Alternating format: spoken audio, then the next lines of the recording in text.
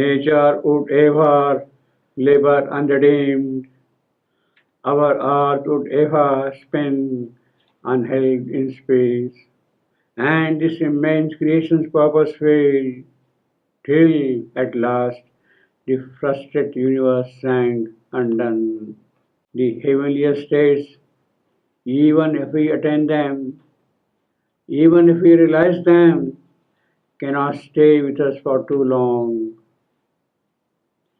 There is an inherent incompatibility, and there is no welcome space available for them, welcome space for them in us. In us, there is a resistance to change. There is no response from the lower members. If flesh shall remain ever weak, when the spirit is willing, the consequences are bound to be unhappy.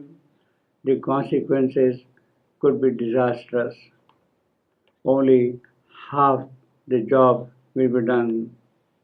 Our unwilling, unyielding nature must learn to obey the higher law, must learn the law that leads us to nobler and loftier possibilities. We live at present in the possibilities of the ignorance. These must open out into the possibilities of knowledge. The possibilities of ignorance must open out to the possibilities of knowledge, of light and love and beauty and truth. The possibilities not of darkness and suffering and ugliness and falsehood, but of light and love and beauty and truth. These must be opened out. Our body cells must hold the immortal flame.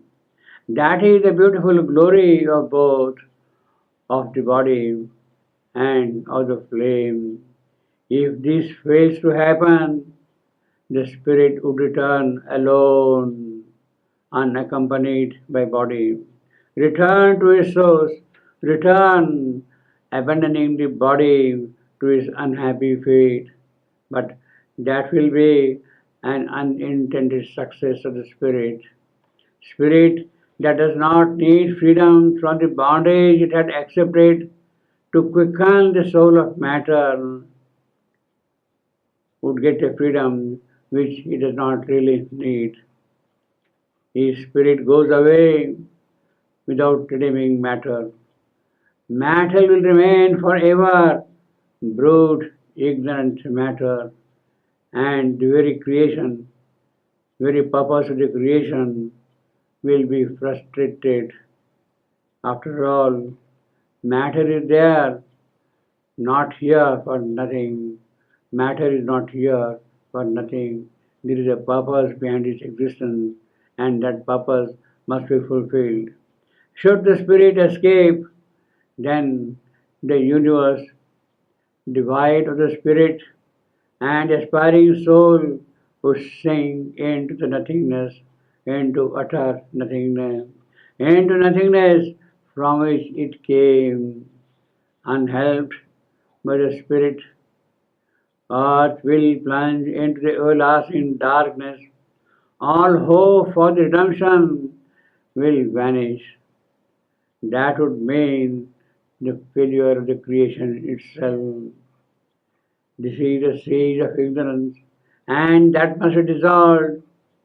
The Supreme Diplomat has to work out the strategy against this all pervasive ignorance and death and pain.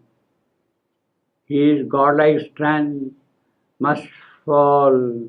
His greater consciousness withdraw within. His human outside must strive to feel sublimities that are otherwise native to him. He must bring the high saving touch. He must bring the ethereal flame. He must call back the divine force and engage himself with that which resists change. The formidable siege of ignorance must be broken, must be dissolved, must be eliminated.